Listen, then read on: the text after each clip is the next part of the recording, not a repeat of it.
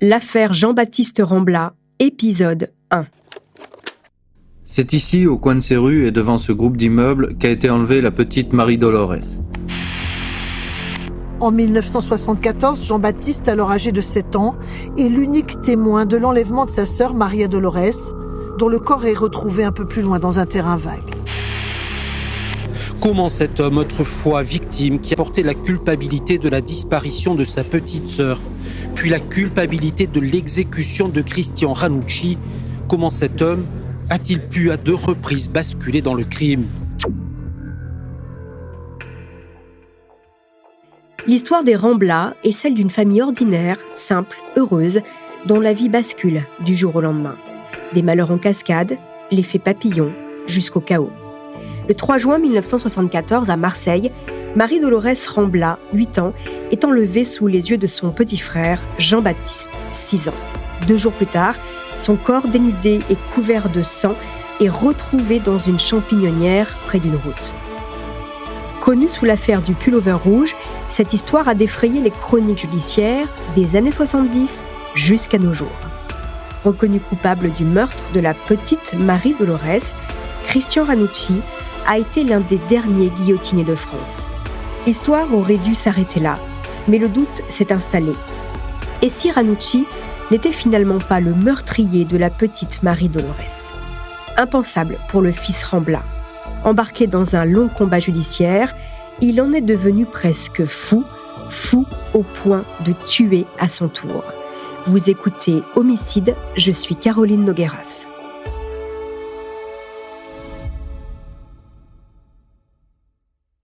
Dans le dernier épisode, je serai avec la journaliste Agnès Groman, autrice d'une enquête, l'affaire Rambla ou le fantôme de Ranucci, éditée aux presses de la Cité.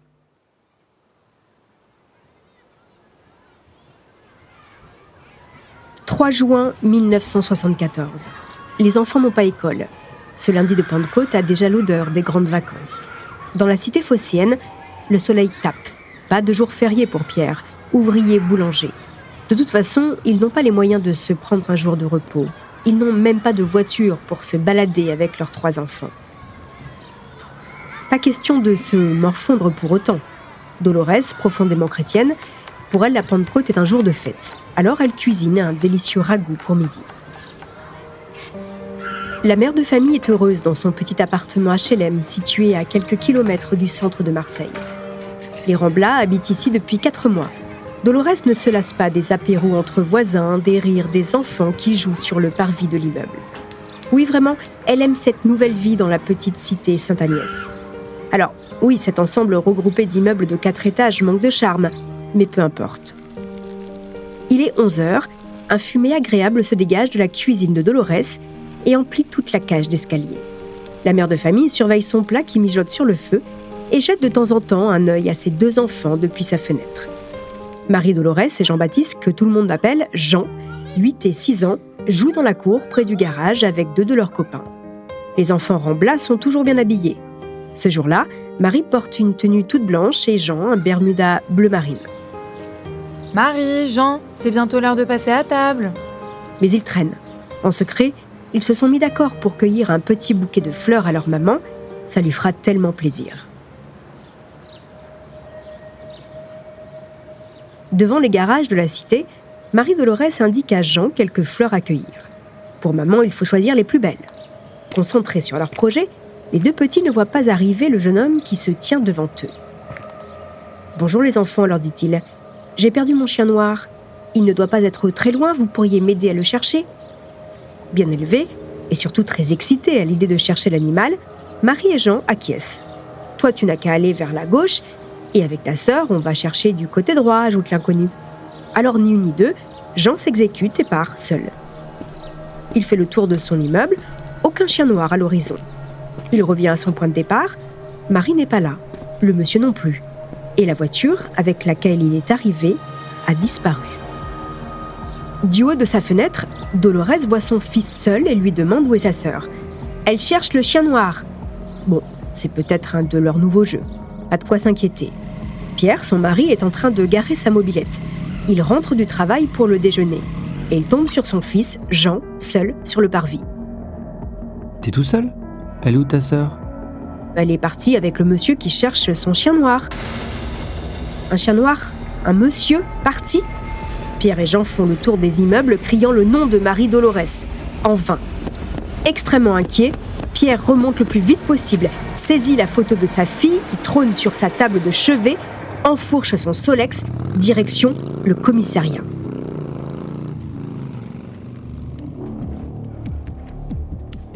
La journée est plutôt calme à l'évêché, le commissariat central de Marseille. Un lundi férié, pensez-vous, même les voyous se reposent. Le passage de Pierre Rambla, venu signaler la disparition de sa fille, secoue tout le monde. L'affaire est prise au sérieux. En ce moment, la mode est au kidnapping d'enfants contre rançon. Il faut faire vite. Les journalistes locaux présents dans le commissariat, Alex Panzani et Pierre Bernard, à la recherche d'une info à se mettre sous la dent, s'étonnent du branle-bas de combat. Ils grimpent sur leur cyclomoteur et suivent les voitures de police qui ont démarré en trombe. Une dizaine de minutes plus tard, ils arrivent devant un ensemble de 3 immeubles, la cité Sainte-Agnès. Les reporters montent quelques étages avec les policiers. Une dame en pleurs leur ouvre la porte, c'est Dolores. Les jumeaux de 4 ans errent dans un coin et Jean se tient droit à côté de son père. Sur les murs du salon, un papier peint rempli d'arabesques bien alignées, typique des années 70. Un vaisselier et quelques photos de famille. Un charmant logis simple, bien tenu, qui, s'il n'y avait pas cette ambiance pesante, serait le parfait cocon familial. Interrogé par la police et les reporters, le petit Jean raconte plusieurs fois la même histoire. Du haut de ses 6 ans, il étonne par sa vivacité et la clarté de ses propos. Son témoignage est enregistré par le journaliste d'Europe numéro 1, Roger Ardouin. Je suis arrivé avec une voiture, il m'a appelé avec ma soeur.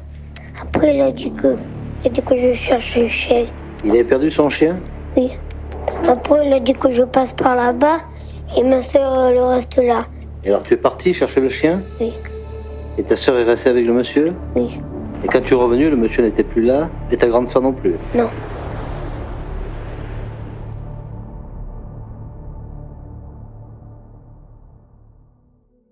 Alors, qui est la famille Rambla, dont la vie vient de basculer ? Pierre et Dolores ont grandi en Andalousie. Enfants de paysans, au milieu des années 50, ils quittent l'Espagne à contre-cœur, espérant un avenir meilleur en France. Installés à Marseille, ils enchaînent les petits boulots jusqu'à ce que Pierre se fasse embaucher dans une boulangerie. Dolores tient la maison et s'occupe avec beaucoup de tendresse de ses 4 petits.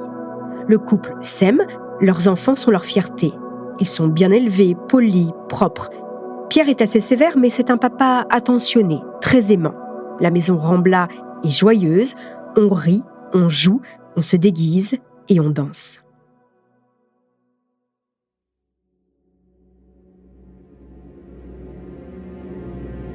Retour quelques heures après la disparition de Marie-Dolores. Les uns après les autres, journalistes et policiers ont quitté l'appartement. Il y règne maintenant un calme angoissant. Dolores est inconsolable. Pierre fait les 100 pas. Il réprime toute sa tristesse et passe sa colère sur Jean, coupable d'avoir laissé partir sa sœur avec un inconnu. Double peine pour le petit. Il ne comprend pas vraiment ce qu'il se passe, mais le poids de la culpabilité pèse déjà lourd sur ses frêles épaules. Il n'a qu'une idée en tête, retrouver sa sœur, son double, sa meilleure amie. La table du dîner est dressée, la place de Marie-Dolores est douloureusement vide.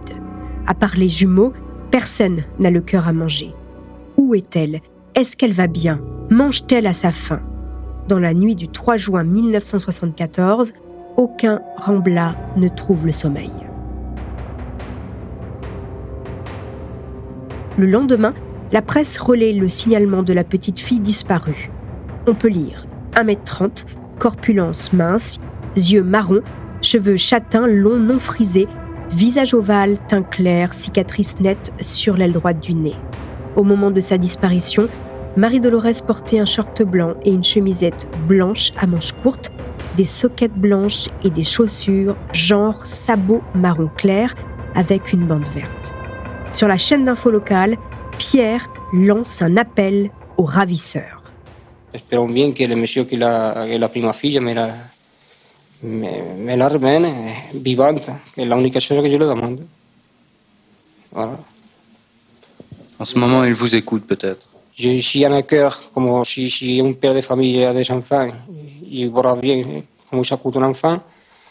Alors, en ce moment, je ne demande más que mon Dieu qu'il me retourne ma fille. Le petit Jean est convoqué à l'évêché. Sans doute trop effrayé à l'idée de monter dans la voiture d'inconnus, il refuse d'être amené par la police. Il préfère la mobilette de son père. Le garçonnet n'a quasiment pas dormi. Depuis son réveil, il vomit et réclame sa sœur. Il a l'air absent, comme si sa vivacité d'enfant de 6 ans l'avait quitté. Face aux policiers, il raconte encore une fois son histoire. Depuis la veille, les enquêteurs ont recueilli d'autres témoignages. D'abord, celui d'un voisin, Eugène Spinelli. Garagiste, il travaille juste en face de la cité Sainte-Agnès, à une 40aine de mètres de l'endroit où jouaient Marie et Jean. Il a vu, aux alentours de 11h15, une petite fille monter dans la voiture grise, sans doute une Simca 1100, d'un jeune homme bien habillé. Et puis, il y a cet homme, Vincent Martinez, qui a appelé le matin même. La veille, jour de la disparition de Marie, Vincent et sa fiancée roulaient vers Toulon. Au niveau du carrefour de la Pomme, à une 20aine de kilomètres de la cité Sainte-Agnès, une voiture, un coupé Peugeot 304 gris, venant de la droite, a grillé un stop. Vincent n'a pas eu le temps de freiner et il est rentré dans l'aile droite de la 304. Le conducteur a immédiatement fait demi-tour pour repartir vers Marseille. Un couple d'automobilistes cette fois-ci, les Aubert, a également assisté à toute la scène, puis pris en chasse le fuyard. 2 kilomètres plus loin, la 304 s'est arrêtée. Le couple a vu un homme sortir de la voiture avec une enfant et s'enfuir dans la colline. Les Aubert ont relevé la plaque d'immatriculation 13 69 5 G 06 et sont retournés au carrefour de la Pomme pour transmettre ces informations à l'accidenté Vincent Martinez. À 13h30, la disparition de Marie Dolores venait juste d'être signalée.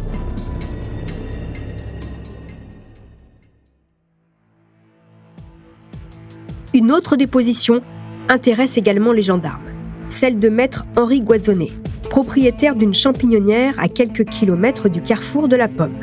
Le 3 juin, un coupé Peugeot 304 gris, immatriculé 1369 5G06, s'est embourbé sur son terrain.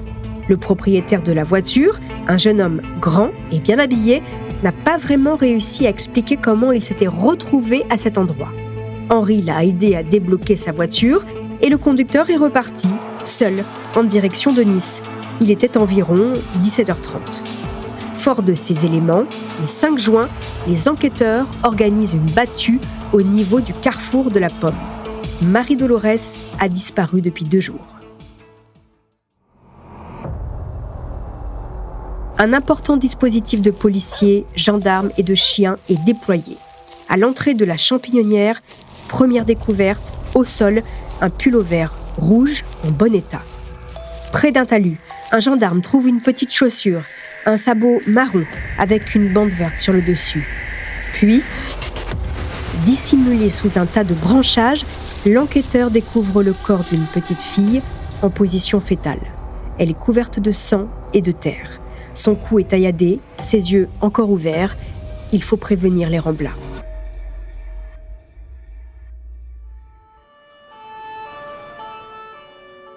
On va chercher Pierre à la cité Sainte-Agnès. Blême, il sort de la voiture de police, se dirige vers le talus. À ses hurlements de douleur, on comprend. Il s'agit bien de sa fille. S'il est reconnu coupable, il risque la guillotine. Pour la famille de la petite, les remblats, c'est œil pour œil, dent pour dent. Si Ranucci a tué, alors il doit mourir. La disparition de Marie Dolores devient un sujet politique occupant tout l'espace médiatique.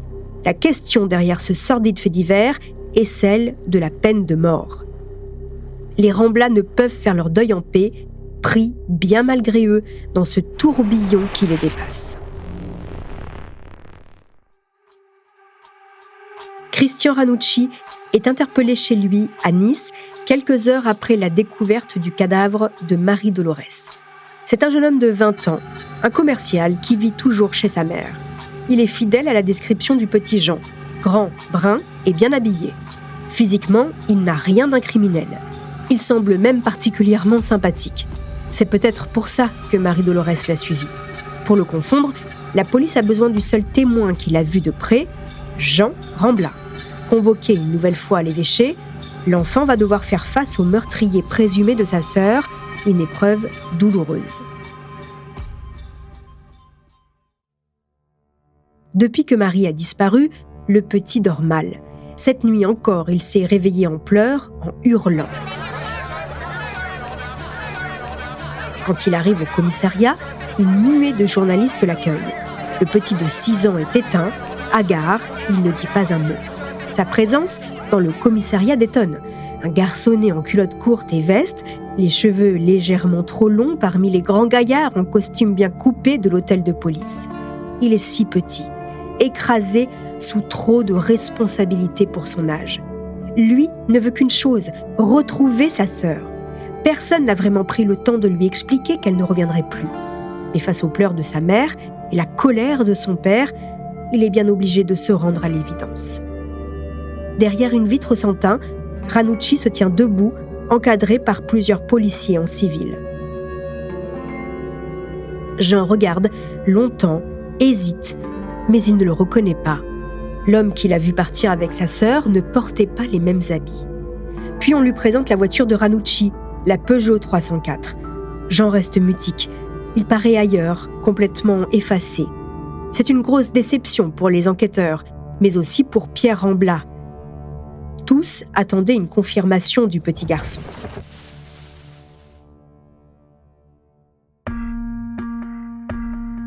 Les Aubert, le couple d'automobilistes qui a vu sortir Ranucci de sa voiture, confirme. L'homme qui se tient face à eux est bien celui qu'ils ont aperçu sur la route. Devant la précision de leur témoignage, Christian Ranucci craque. Oui, il a kidnappé Marie-Dolorès. Oui, il l'a tuée avec le couteau qu'il avait dans sa poche. Il l'a ensuite enterrée, puis il est rentré chez lui.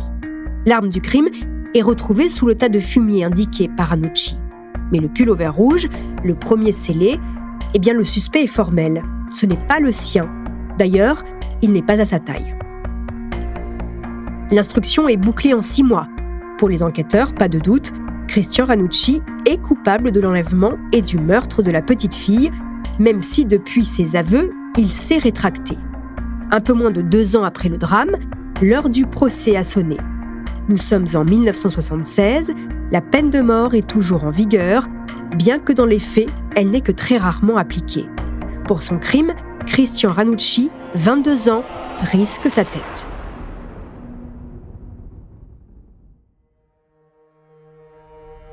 Pierre et Dolorès Rambla, enfermés dans leur chagrin, ne peuvent concevoir que l'assassin de leur fille soit vivant. Depuis que Marie-Dolorès a disparu, leur vie a basculé. Pierre a abandonné son travail de boulanger, rattrapé par une trop forte allergie à la farine. Dolorès ne fait que pleurer. L'ambiance dans l'appartement familial, à l'époque si joyeuse, est devenue pesante. Jean ne sait plus où se mettre. Le petit garçon se sent coupable d'avoir laissé sa sœur, d'être encore en vie alors qu'elle ne l'est plus et de ne pas avoir reconnu Ranucci. À l'école, il n'est plus Jean, mais le frère de la fille assassinée. Il dort péniblement à coups de somnifères, peine à respirer, accroché à sa ventoline. Une partie de lui est morte avec sa sœur Marie-Dolorès. Et dans la salle d'assises, une foule tassée et pour l'instant silencieuse semble contenir ses cris de haine. Dans ces conditions, c'est l'honneur du barreau que de défendre une cause, j'allais dire une tête, qui paraît perdue. 9 mars 1976. Les murs de la cour d'assises des Bouches-du-Rhône sont tagués. À mort, Ranucci. La foule, chauffée à blanc, hurle sa colère. 1 mois avant l'ouverture du procès, Ranucci, un petit garçon, Philippe Bertrand, a été enlevé et tué par Patrick Henry. La France crie vengeance contre ces meurtriers d'enfants. À la télé, à la radio, dans les journaux, dans les cafés, on ne parle que de la peine de mort. C'est dans cette ambiance de vendetta que Christian Ranucci s'installe, arrogant, sur le banc des accusés. Face à lui, Pierre Rambla, le père de la victime, accablé par le chagrin.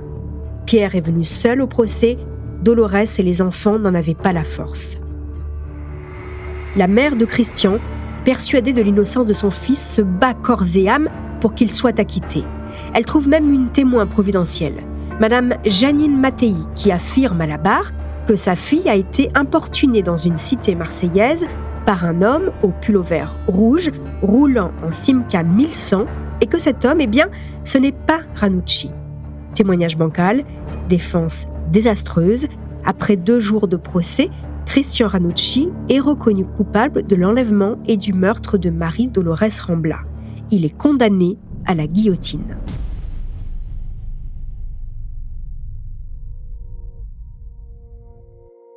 Christian Ranucci est exécuté à l'aube le 28 juillet 1976 pendant les grandes vacances dans la cour de la prison des Baumettes. Sa demande de grâce a été rejetée par le président de la République, Valéry Giscard d'Estaing. Les Rambla apprennent la nouvelle à la radio alors qu'ils sont en train de faire leurs valises pour l'Espagne. Pierre, avec son fort accent qu'il a gardé, répond à chaud aux journalistes venus recueillir sa réaction. Je dis à ma femme, maintenant, tout ce moment, le criminel de ta fille, il n'est plus. Il a coupé la tête. Alors là, je étais soulagé. Je dis maintenant, il a tué ma fille, il ne tuera plus personne. Voilà. Mais la mort de Ranucci n'apaise pas vraiment le petit Jean. Il va bientôt fêter ses 9 ans, un âge que sa sœur n'atteindra jamais. À la maison, on ne parle que de Marie Dolores. Elle manque terriblement à Jean. Il souffre et aurait fortement besoin d'un soutien psychologique. Mais ses parents ne voient rien, aveuglés par leur propre douleur.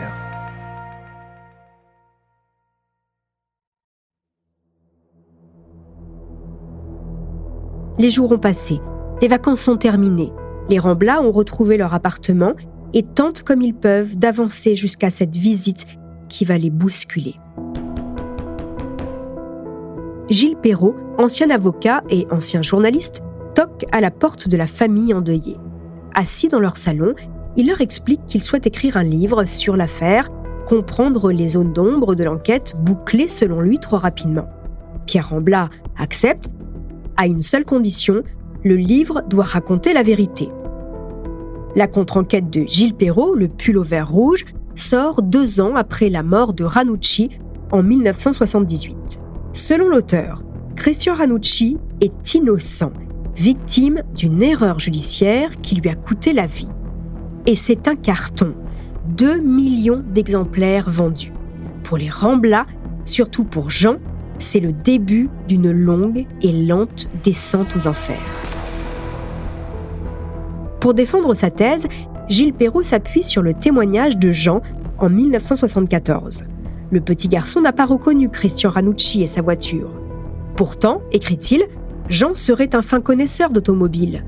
Mais je vous rappelle que les Rambla n'ont pas de voiture et Jean n'avait que 6 ans au moment des faits. Ce n'est plus l'affaire Ranucci, ni même l'affaire Marie Dolores, mais c'est désormais l'affaire du pullover rouge. Pierre Rambla se sent trahi par l'auteur. Non seulement celui-ci cherche à réhabiliter le meurtrier de sa fille, mais en plus, il se sert de son fils pour appuyer ses propos. Selon lui, le livre doit être interdit. Et c'est à ce moment précis que tout bascule une 2e fois dans la vie de Jean.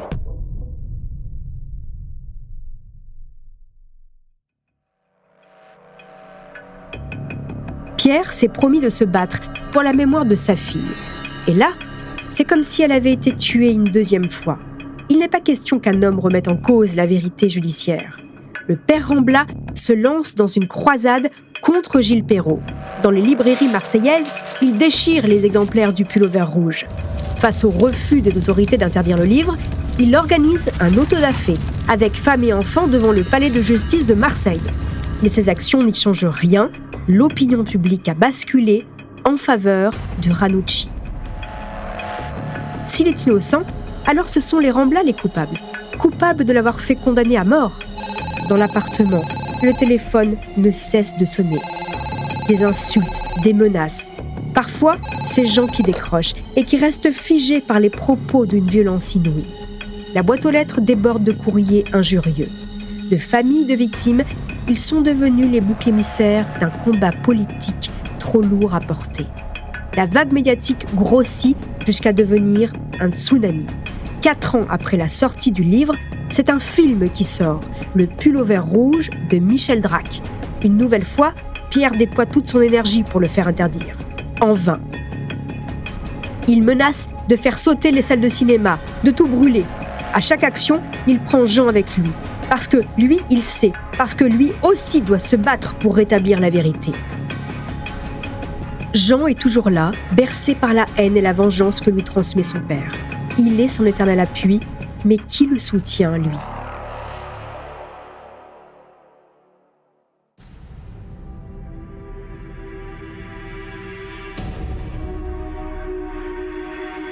Les multiples demandes en révision du procès de Ranucci ont toutes été rejetées.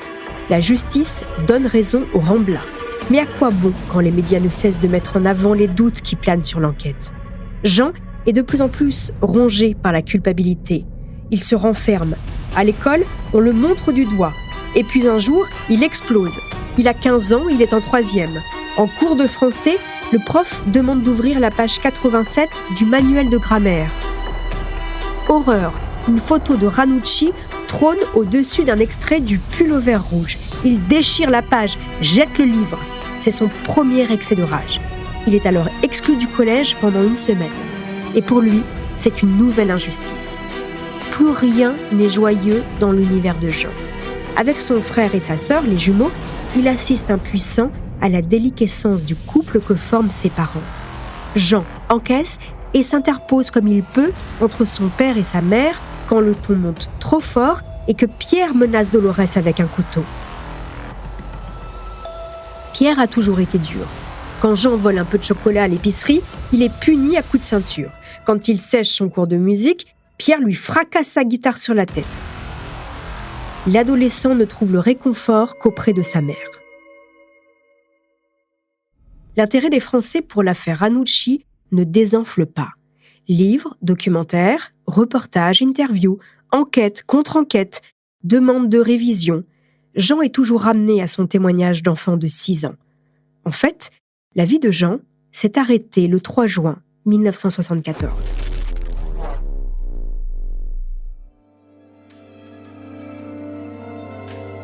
Le service militaire a permis à Jean de prendre le large, souffler un peu, loin de sa famille. Quel plaisir de ne pas être que le frère de Marie-Dolorès, d'être enfin Jean Rambla. Mais le service terminé, à 19 ans, le voilà de retour dans cette ambiance anxiogène du petit appartement familial. Pour s'en échapper, Jean fume des joints, beaucoup, et il multiplie les aventures sans lendemain. Il a 21 ans quand, en 1988, au stade Vélodrome de Marseille, il tombe amoureux. Elle s'appelle Patricia, c'est une belle jeune femme, déjà maman d'une petite fille de 3 ans. Ensemble, ils créent un nouveau foyer, loin de l'affaire Ranucci. Jean se montre très affectueux avec la fille de Patricia. Il s'apaise, fume un peu moins, mais il trompe Patricia. Alors elle le quitte. Retour dans le petit appartement des parents. Octobre 1991. Une 3e requête en révision du procès de Ranucci est déposée par la mère du guillotiné. Encore une fois, Jean et son père Pierre vont devoir témoigner devant les jurys. Ils sont fatigués. À chaque fois, ils doivent se replonger en 1974. Alors comment faire le deuil ? Comment avancer ? Cette requête est encore rejetée. La justice donne encore une fois raison aux Rambla. Il n'y a pas de doute. Christian Ranucci est bel et bien coupable du meurtre de Marie-Dolorès. Mais les médias, une fois de plus, ne sont pas d'accord et sont persuadés de l'innocence de Ranucci.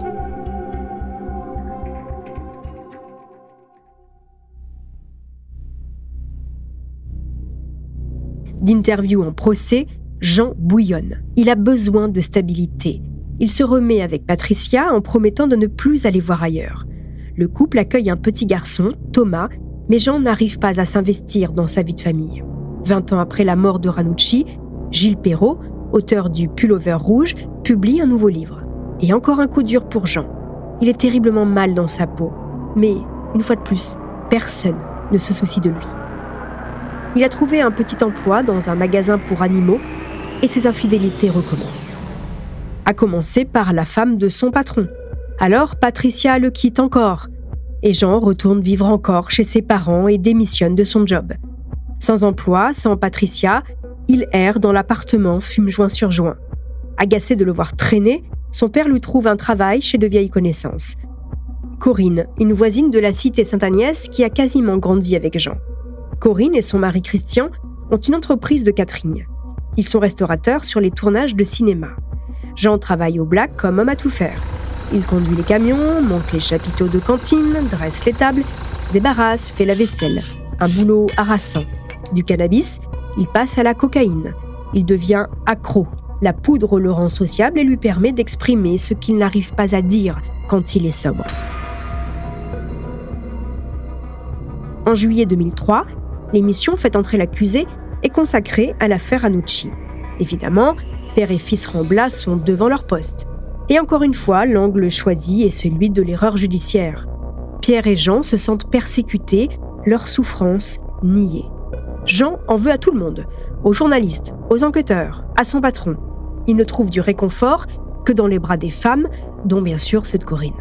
Jean veut que son travail soit respecté et il exige d'être déclaré. Mais Christian refuse. Alors Jean démissionne. Sa colère gronde jusqu'à atteindre un point de non-retour. « 13 juillet 2004, Marseille. Corinne sonne chez Jean. Il l'attendait. Elle l'a appelé ce matin. Avant qu'elle n'arrive, il a sniffé un rail de cocaïne. Corinne entre, se met sur les genoux de son amant, mais il la repousse. Jean veut changer, reconquérir Patricia, cesser les aventures, devenir un homme bien. Et puis, il ne veut plus travailler sans être déclaré. Corinne refuse, le ton monte et tout bascule. Jean la saisit, la secoue, elle crie, il veut qu'elle se taise, il l'étrangle, elle tombe inanimée. Jean Rambla vient de tuer pour la première fois sans aucun mobile. Puis, il tente de brûler le corps de son ancienne patronne. Ça ne fonctionne pas, alors il place le cadavre de Corinne dans plusieurs sacs plastiques qu'il réunit dans un sac de sport quasiment neuf. Il la garde chez lui pendant 3 jours avant de s'en débarrasser dans le jardin de Patricia. Bien sûr, une enquête est ouverte après la disparition de Corinne. Et bien sûr, Jean est interrogé, mais à aucun moment il n'est soupçonné. Impossible que le petit Rambla soit devenu un meurtrier. Jean reprend même son travail au catering, avec Christian. Et il lui demande même des nouvelles de Corinne, de l'enquête. Il participe aussi à une énième émission consacrée à Ranucci, 3 mois après le meurtre de Corinne.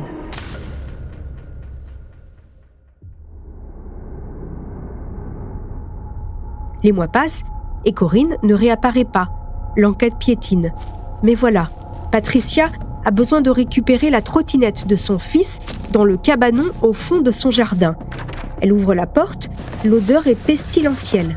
Patricia fouille et tombe sur le sac de sport que Jean lui a déposé il y a quelques mois.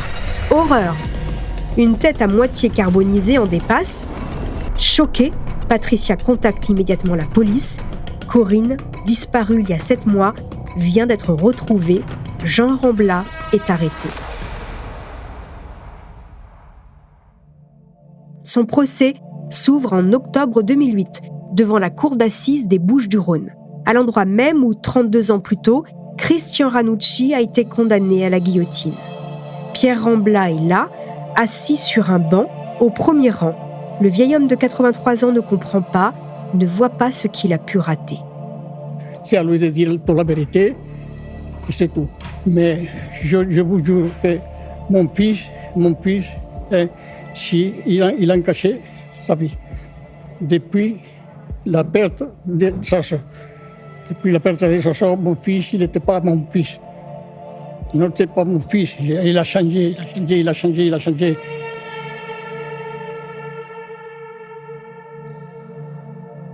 À la barre, Jean revient sur son histoire. Je n'ai pas d'avenir depuis l'âge de 6 ans. Je suis transparent. Il raconte sa vie dans l'ombre du fantôme de Ranucci. Un fantôme qui le hante quotidiennement. Il est désolé pour Corinne, il ne voulait pas, mais il n'explique pas vraiment son crime. Je suis envahi par la honte. Je sais ce que c'est que de perdre quelqu'un. Il ne parle que de lui, de la disparition de sa sœur, et encore et toujours de Ranucci. Reconnu coupable du meurtre de Corinne avec circonstances atténuantes liées à son passé, Jean Rambla est condamné à 18 ans de réclusion criminelle enfermé dans la prison des Baumettes. Pour Pierre, son père, ce n'est que la suite logique de la malédiction qui pèse sur sa famille. Christian Ranucci m'a pris mes 2 enfants, dira-t-il. En détention, Jean est placé à l'isolement à cause de sa notoriété. Il est un détenu exemplaire. Il se forme, enchaîne les rendez-vous avec les psychologues et les psychiatres, même s'il ne parle vraiment jamais d'autre chose que de l'affaire Ranucci. Ses parents ne manquent jamais un parloir. Ils tentent à leur échelle de rendre l'incarcération de leur fils plus douce. En 2013, Pierre Rambla, 88 ans, s'éteint après avoir lutté pendant près de 40 ans pour la vérité. Grâce au jeu des remises de peine et de sa bonne conduite, Jean est libéré en 2017 après 10 ans de prison. Il a décroché une formation de chauffagiste et s'est trouvé un appartement à Toulouse. Son fils l'attend. À presque 50 ans, c'est une nouvelle vie qui commence pour lui.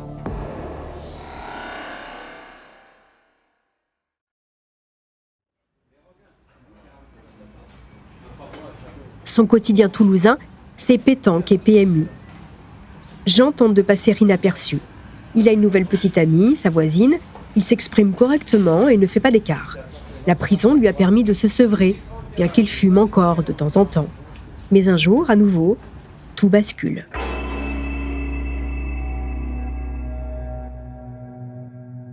L'entreprise qui devait l'embaucher une fois son CAP en poche revient sur sa promesse. Et puis, son passé le rattrape. Dans la rue, un homme le reconnaît. Jean se renferme et devient complètement parano. À nouveau, ses démons viennent le chercher. Il tape dans la poudre blanche, s'achète un taser pour se défendre. Le 21 juillet 2017, il est tard. Jean est assis sur un banc dans un parc.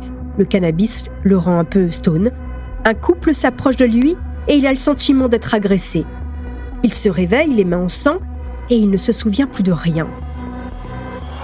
Plus tard dans la journée, il a besoin de cocaïne. Il se rend dans le quartier populaire Arnaud Bernard. Là, assis dans un square, il se sent épié. Une femme le regarde depuis son balcon. Elle n'est qu'à quelques mètres. Jean voit rouge. La dame qui le fixe est la même qui l'a agressé le matin même. Il en est persuadé. Il entre dans l'immeuble, monte les marches 4 à 4 jusqu'au 4e étage. Il frappe à la porte de gauche. La jeune femme du balcon ouvre. Jean se jette sur elle, la frappe de toutes ses forces, lui tranche la gorge à coups de cutter.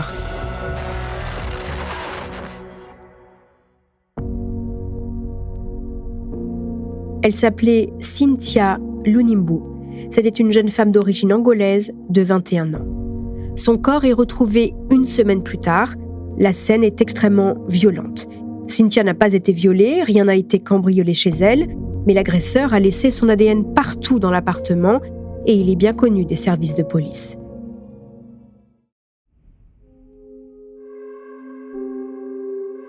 Jean n'a jamais pu faire son deuil. Depuis ses 6 ans, il porte sa croix à bout de bras.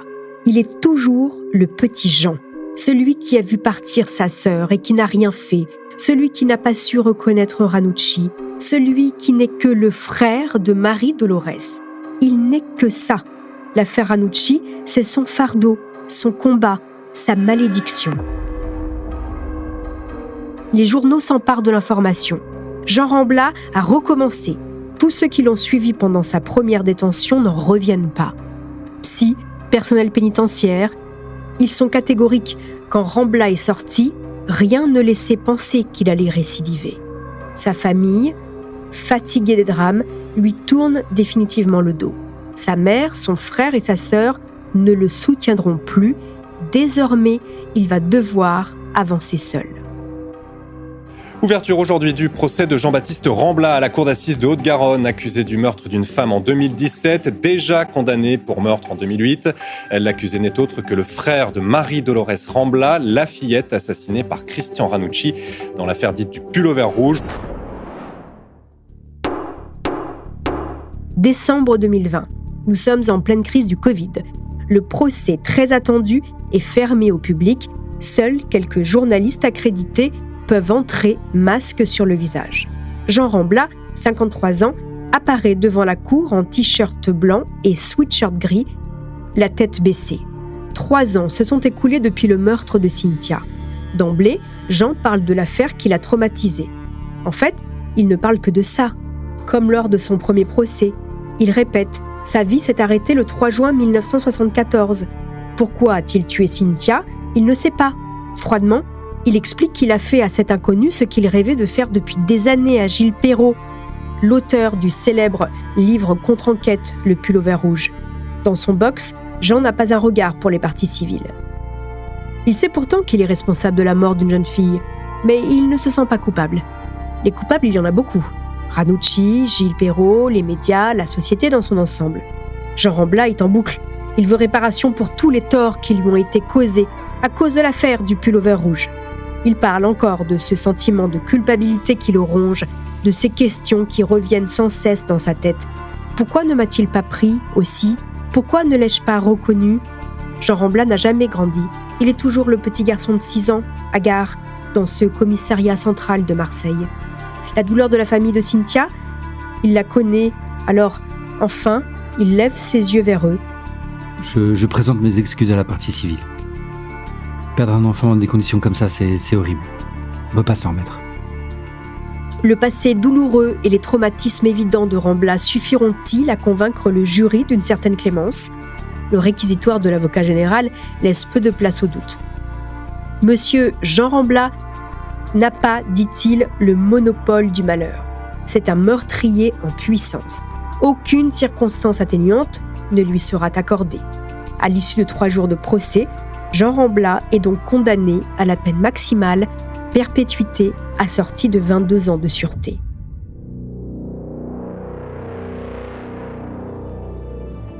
En prison, il fait face à lui-même. À part ses avocats, personne ne lui rend visite. Ranucci lui a tout pris, sa sœur, son père, sa mère, ses frères, sœurs, son fils, sa liberté et son cœur.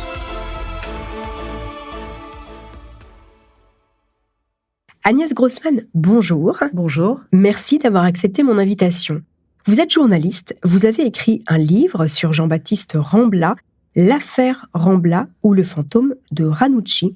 L'affaire du Pullover rouge fait partie de l'inconscient collectif, une histoire qui a marqué les esprits. Pourquoi, d'après vous ? Alors, pour différentes raisons. La raison essentielle, je pense que ce livre a joué un rôle important dans le cadre du combat pour l'abolition de la peine de mort. Donc, en plus, ça a eu un succès fou. Ça a été extrêmement relayé, ça a été extrêmement médiatisé. Gilles Perrault était un personnage très médiatique et très charismatique. Donc, il a créé un doute. Et vous savez, en tant que journaliste, quand on crée le doute, on crée d'autres possibilités d'histoire. Donc, ça plaît aussi toujours beaucoup à la presse. Ça plaît à tout le monde, puisqu'il y a débat, il y a discussion. Voilà. Et l'inconscient collectif, c'est que, moi, personnellement, je pense que Gilles Perrault, c'est faux. Enfin, je veux dire, oui, c'est faux, je pense vraiment que Ranucci était coupable. Je pense que le Pullover rouge est une brillante manipulation littéraire et médiatique. Ça, c'est mon point de vue. Mais à l'époque, en tout cas, on lui a donné du crédit. On a pensé qu'il avait raison. Et c'est vrai que s'il avait raison, c'était quand même incroyable qu'on ait condamné ce jeune homme qui a eu quand même la tête tranchée à 20 ans, quoi. Bien sûr. Alors, on va revenir quand même sur ce Jean-Baptiste Rambla, ce personnage. Qui est-il ? Pour vous, c'est un dépressif ? Est-ce qu'il est fou ? Est-ce qu'il est devenu fou par rapport à tout ce qui lui est arrivé ? Mais surtout, on le voit, il est une sorte de bombe à retardement. Voilà, comment ce qui lui est arrivé tout petit a façonné son existence par la suite ? Je pense que c'est un enfant qui a été kidnappé, si je puis dire, par l'histoire judiciaire, kidnappé par les médias, kidnappé. C'est-à-dire que c'est un enfant qui n'est pas devenu celui qu'il aurait dû être. C'est un enfant qui a été extrêmement perturbé, d'abord par l'événement, l'enlèvement et l'assassinat de sa petite sœur, donc c'est déjà traumatisant en soi. Mais ensuite, il a été culpabilisé d'une certaine façon par son père, qui lui a fait porter aussi la responsabilité du crime, parce qu'il n'avait pourtant que 6 ans. Mais c'est vrai qu'il est pas resté avec sa sœur, mais à 6 ans, il pouvait pas faire autrement. À 6 ans, un enfant est incapable de s'opposer à un adulte, et puis il ne conçoit pas qu'on puisse lui faire du mal ou qu'on puisse enlever sa sœur. Donc, de la part de son père, c'est une folie un peu de son père. C'est-à-dire, je pense que le père de Jean-Baptiste est devenu un peu fou de douleur et fou de colère, et qu'il a emporté dans sa folie son fils. Et c'est vrai que Jean-Baptiste, il a grandi avec le fantôme de sa sœur. Et il est hanté en permanence par le fantôme de sa sœur, et puis après par le fantôme de Ranucci. Ça, c'est mon point de vue. Mais c'est un enfant, c'est un non-être. C'est quelqu'un qui n'est pas advenu comme il aurait dû advenir. Et les psychiatres avaient dit, il est resté coincé d'ailleurs à ce jour de juin 1974. Il n'a pas grandi. Il y a quelque chose en lui il n'est pas advenu, il n'a pas grandi normalement. Donc voilà. Alors, étonnamment, je ne sais pas si c'est étonnamment, vous allez peut-être nous l'expliquer, il tue des femmes par 2 fois, alors que finalement la haine qu'il porte en lui est systématiquement dirigée vers des hommes, un journaliste, Ranucci, etc., des journalistes. Comment expliquez-vous qu'il s'attaque aux femmes ? Alors, je ne suis pas psychiatre. Mais vous avez bien étudié quand même votre point de vue. Alors, les psychiatres se sont posés des questions, effectivement, pourquoi il s'attaque aux femmes. Alors, c'est vrai qu'il y avait dans la famille Rambla un antagonisme fort entre son père et sa mère, puisque sa mère aurait aimé tourner la page, et le père, il n'en était jamais question. Donc, comme lui était toujours un petit peu dans l'ombre de son père, dans le parti de son père, etc., est-ce qu'il en aurait nourri une espèce de colère contre les femmes ? On ne sait pas. Après, encore une fois, moi, je ne suis pas psychiatre. Il tue des femmes parce que c'est plus commode, parce que c'est à un moment donné de colère. Est-ce que ça serait une colère inconsciente qu'il aurait contre sa sœur ? Voilà. Moi, c'est une question que je me suis posée. Parce que finalement, si la petite fille, elle n'était pas montée dans la voiture, il n'aurait jamais eu de problème, Jean-Baptiste. Enfin, elle non plus. Enfin, c'est peut-être un petit peu choquant ce que je dis. Mais est-ce qu'il n'aurait pas contre sa sœur une colère rentrée ? C'est quand même, ce crime a quand même gâché sa vie. C'est quand même, déjà, c'était la préférée du père. Je ne sais pas vraiment pourquoi il tue des femmes. En tout cas, est-ce qu'il s'identifie à Christian Ranucci, d'une certaine façon ? Il a été dans la même prison que Christian Ranucci, parce que sa dernière victime, Cynthia Lumumbu, il la tue un petit peu comme sa sœur a été tuée. Et c'est assez incroyable. Dans votre livre, vous mentionnez le pacte qui lie Pierre Rambla à son fils Jean, on revient à ces 2 personnages, un accord père-fils pour que Jean continue le combat. Pensez-vous que ce pacte ait eu justement un impact sur le 2e meurtre de Jean Rambla ? Je pense que le pacte conclu entre Jean et son père pour faire advenir ce qu'ils appellent eux la vérité, c'est-à-dire le fait de rétablir la culpabilité de Christian Ranucci, dire qu'il y a eu manipulation médiatique, etc., dire qu'ils ont été spoliés de la vérité, ça c'est quelque chose qui est très important.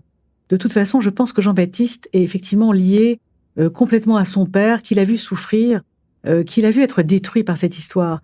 Et je pense qu'il y a une énorme colère en lui contre ceux qui ont détruit son père, voilà.